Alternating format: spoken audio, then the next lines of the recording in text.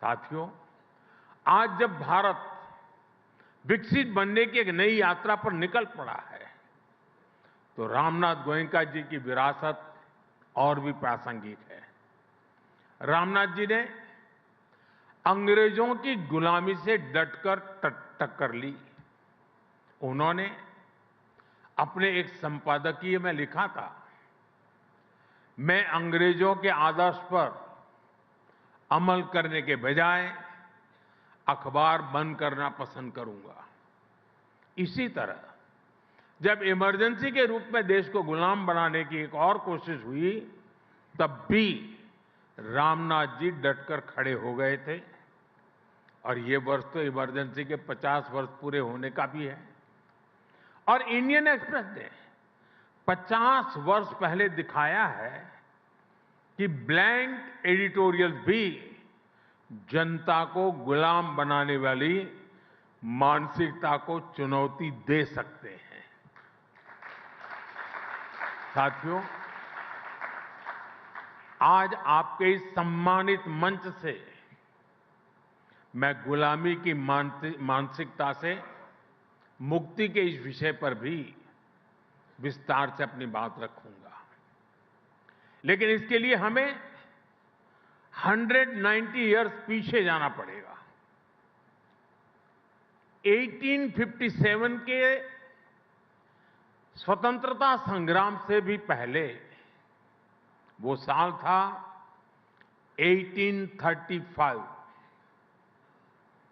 1835 में ब्रिटिश सांसद Thomas Babington Macaulay ने भारत को अपनी जड़ों से उखाड़ने के लिए एक बहुत बड़ा अभियान शुरू किया था।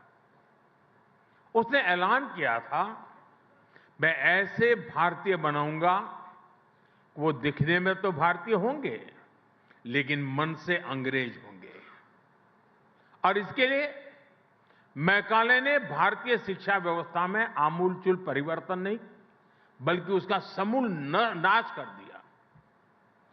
खुद गांधी जी ने भी कहा था कि भारत की प्राचीन शिक्षा व्यवस्था एक सुंदर वृक्ष थी जिसे जड़ से हटाकर नष्ट कर दिया।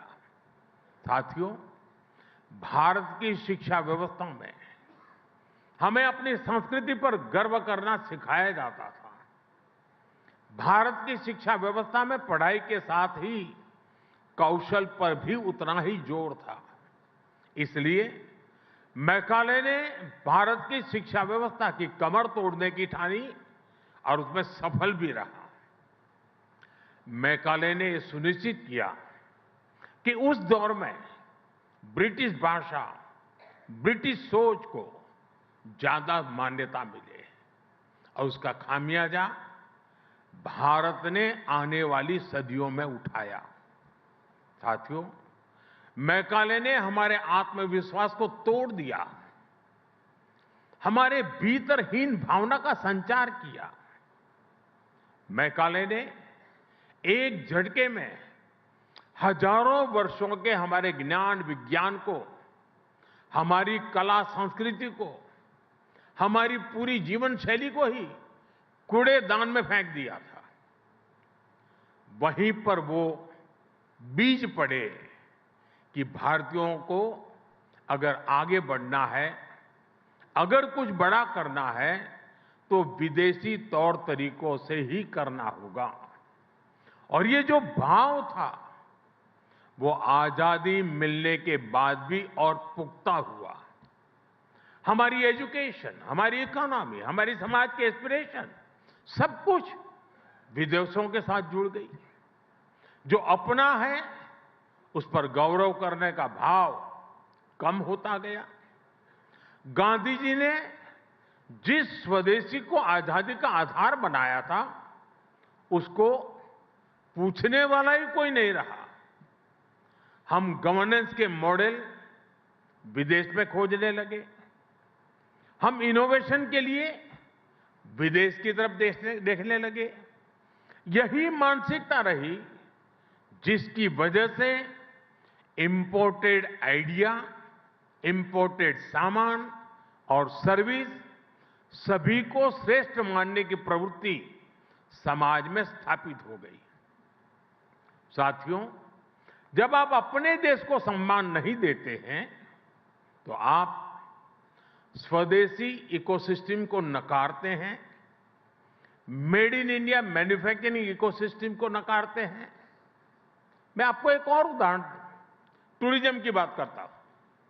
आप देखेंगे कि जिस भी देश में टूरिज्म फला फूला वो देश, वहां के लोगों को अपनी ऐतिहासिक विरासत पर गर्व करते हैं। हमारे यहां इसका उल्टा ही हुआ। भारत में आजादी के बाद अपनी विरासत को दुत्कारने के ही प्रयास हुए। जब अपनी विरासत पर गर्व नहीं होगा तो उसका संरक्षण भी नहीं होगा। जब संरक्षण नहीं होगा तो हम उसको ईंट पत्थर के खंडहरों की तरह ही ट्रीट करते रहेंगे। और ऐसा हुआ भी। अपनी विरासत पर गर्व होना टूरिज्म के विकास के लिए भी आवश्यक शर्त है। साथियों, ऐसे ही स्थानीय भाषाओं की बात है। किस देश में ऐसा होता है कि वहां की भाषाओं को दुत्कारा जाता है? जापान, चीन और कोरिया जैसे देश, जिन्होंने देश के अनेक तौर तरीके अपनाए, लेकिन भाषा फिर भी अपनी ही रखी, अपनी भाषा पर कॉम्प्रोमाइज नहीं किया। इसलिए हमने नई नेशनल एजुकेशन पॉलिसी में स्थानीय भाषाओं में पढ़ाई पर विशेष बल दिया है। और मैं बहुत स्पष्टता से कहूंगा, हमारा विरोध अंग्रेजी भाषा से नहीं है, हम भारतीय भाषाओं के समर्थन में हैं। साथियों, मैकाले द्वारा किए गए उस अपराध को 1835 में जो अपराध किया गया, 2035 10 साल के बाद 200 साल हो जाएंगे। और इसलिए आज आपके माध्यम से पूरे देश से एक आह्वान करना चाहता हूं। अगले 10 साल में हमें संकल्प लेकर चलना है कि मैकाले ने भारत को जिस गुलामी की मानसिकता से भर दिया है, उस सोच से मुक्ति पाकर के रहेंगे। 10 साल हमारे पास बड़े महत्वपूर्ण हैं।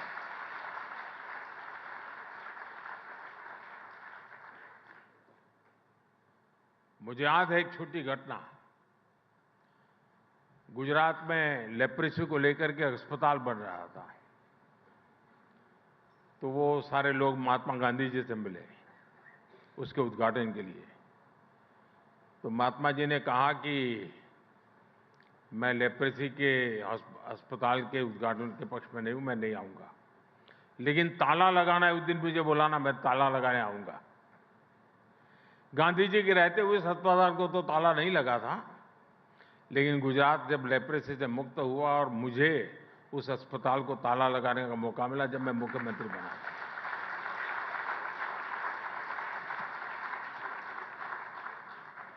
अठारह 1835 से शुरू हुई यात्रा 2035 तक हमें खत्म करके रहना है। जी, गांधी जी का जैसे सपना था कि मैं ताला लगाऊंगा, मेरा भी सपना है कि हम ताला लगाएंगे।